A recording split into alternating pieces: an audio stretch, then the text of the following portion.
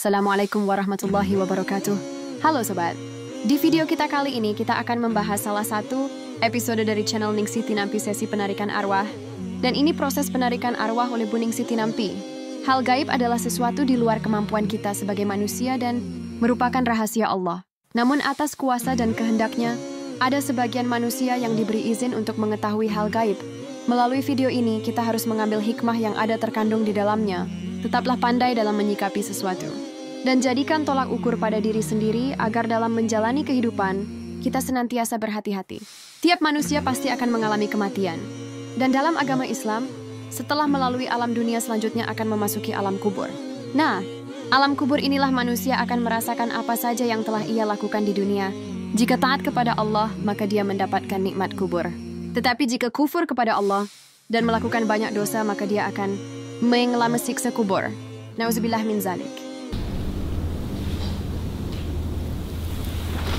Kali ini yang dipanggil arwah ibu mertua dari pasien.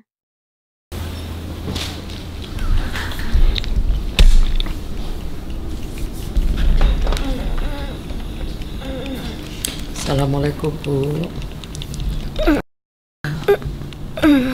Niki enten mantune Bu.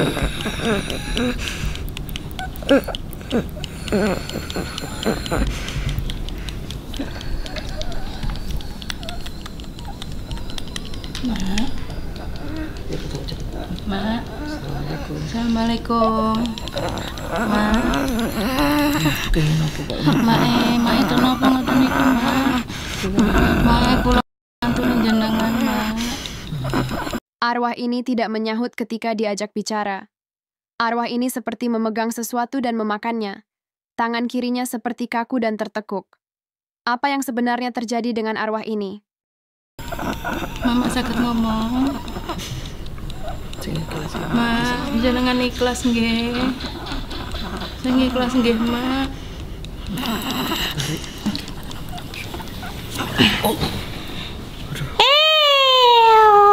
Katele. Lapo ngono Bu kok? Ngeri, Bu. Ibu gak ngamuk Ini antaku. beda dengan yang tadi. Kebalik ya. Kebalikan sama yang Kebalik. bapaknya tadi. Rotok nyecret. Nyocok Rodo-rodo. nyecret. Ya Allah. Jadi bentuknya dulu ya, bentuknya itu kaku, kurus, kering. Keringnya itu bukan seperti ranting ya Bu ya, tapi seperti kayu sudahan, kering kayu. Terus dia diazab makan itu, dia di gen itu lagi pegang apa coba? Ya Allah sampai ya Allah. Kang Mano. Bukan. Apa itu loh? Cacing panjang kan? Dia disuruh megang. Yo tak pikir iku Mang Mano. Enggak. Panjang tak? Panjang tapi kecil Bu, bukan besar. Iya. Paling segini diameternya ya. Terus disuruh pokoknya mau nggak mau dia harus megang dan harus menggigit itu kayak kecil-kecil gitu loh gigitnya tuh, jadi kayak di slash kecil-kecil, tapi sekali gigitan tuh kayak ada darah ularnya itu muncrat, kotorannya. Jadi ularnya itu hamil gitu loh Bu, jadi pas digigit itu ada ular lebih kecil lagi muncrat tapi gatel kena hidungnya sini, masuk di hidung sini, muncrat lagi di mukanya tapi jadi busuk dan panas begitu loh, sampai gatel hidungnya Bu. Itu kan Apa? karena apa itu? Oh karena ini bentuknya dulu Bu, ya sabar Bu kok. Kebanyakan pada nggak sabar sih. Bentuknya dulu, nah nanti baru diceritakan sebab akibatnya, terus nanti baru solusi begitu ya, Bude ya, sabar. Nah itu yang paling mengerikan itu tadi. Jadi pas gigit ularnya itu hamil, ada ular lebih lembut, sedang lebih lembut kecil. Pas gigit keras gitu bisa muncrat gitu loh, masuk ke hidung, masuk ke matanya begitu, semua sampai ke telinganya. Jadi muncratnya itu kemana-mana. Terus dia nggak bisa berhenti, nggak bisa berhenti begitu, tetap begitu. Jadi kayak mesin gitu loh Bu. Nah giginya itu hitam semua, ngeri Bu. Nah terus tangannya kan begini, bukan cuma tangan kanan saja yang diazab tapi tangan kiri juga bengkok begini. Nah terus ininya semua tadi ya kayu, tapi kalau kayu kan kadang kayak ada rayap-rayapnya tapi gitu. Nah di badannya mbok iparmu ini begitu semua. Ya, sampai kemaluannya juga kayu, kaku semua. Kaku semua, payudaranya besar tapi kayu, vagina juga besar tapi kayu. Azabnya apa? Nah, ini yang perlu dibahas dan sangat menarik sekali. Apakah ibu ini pernah bertransaksi, entah jualan, entah ngopek kewek tanggone atau apa begitu? Jualan. Soalnya dia ada penglarisnya. Jual makanan, batagor, masako. Terakhir makanan. Oh, pasti ya kalau jual Kalau makanan. dulu sembako, terus dalam waktu kan habis, terus makanan. Soalnya rajin cari penglaris sih. Bu, Oh, pokoknya gak enak didik yo golek nang wong pinter. bukan cuman sekali 2 kali tapi sering sekali. Makanya itulah yang aku bilang kayu kan kadang ada yang orang kaku kayu-kayu tapi itu ada rayapnya juga. Jadi bayangkan kaku ada rayapnya, wes gatel, loro, menggaruk yo ra iso ayo. Terus yang paling sakit mulutnya tadi. Soalnya kenapa? Apa yang dia makan itu adalah setan yang bekerja sebenarnya. Ya nggak halal, Bu. Ternyata dulunya arwah ini adalah seorang pedagang dan menggunakan penglaris, yang bertujuan agar dagangan dia laris dibeli oleh konsumen. Padahal hal semacam itu dilarang oleh agama, yang mana bekerja sama dengan jin untuk mendapatkan kekayaan. Padahal rezeki tiap makhluk sudah ditetapkan oleh Allah. Seperti dalam Al-Quran, dan tidak ada suatu makhluk melata pun di bumi, melainkan Allah lah yang memberi rezekinya. Surat Hud, ayat 6. Maknanya, Allah menanggung rezeki setiap makhluk di bumi, baik yang terlihat maupun yang tersembunyi, yang kecil maupun besar, termasuk manusia, hewan, dan semua makhluk lainnya. Dan juga dalam hadits riwayat Muslim nomor 2, 1643, Rasulullah bersabda, "Sesungguhnya salah seorang dari kalian dikumpulkan penciptaannya dalam perut ibunya selama 40 hari sebagai nutfah, kemudian menjadi alaqah selama itu juga, lalu menjadi mudghah selama itu juga, kemudian diutuslah malaikat untuk meniupkan ruh dan menulis 4 perkara, rezekinya, ajalnya, amalnya, dan apakah ia celaka atau bahagia." Maknanya rezeki sudah ditulis sejak dalam kandungan. Artinya, tidak akan tertukar atau meleset. Hanya cara menjemputnya yang bisa berbeda. Halal atau haram, ikhtiar atau bermalas-malasan. Rezeki adalah jaminan dari Allah, bukan sesuatu yang perlu dikhawatirkan secara berlebihan. Yang dituntut dari kita hanyalah ikhtiar yang halal, tawakal, dan tidak malas. Kalau hari ini rezeki belum datang, bisa jadi Allah sedang menyimpannya atau mengajarkan sesuatu sebelum diberikan. Kembali lagi ke penglaris Iki mana? pelajaran wong-wong iku berarti kan mas pelaris kan macam-macam modelnya. Modelnya tingkatannya beda-beda. Ini termasuk parah. sendiri-sendiri ya. Jadi wong pelaris itu dikira pukul rata ngono kabeh ya enggak juga. Ada tingkatannya. Ada yang ada yang pesugihan. Ada yang apa, Bu? Cuman pengen laris toh. Ada yang laris pas mateni wek tanggane. Ada. Lah gimana nih cara membersihkannya semua?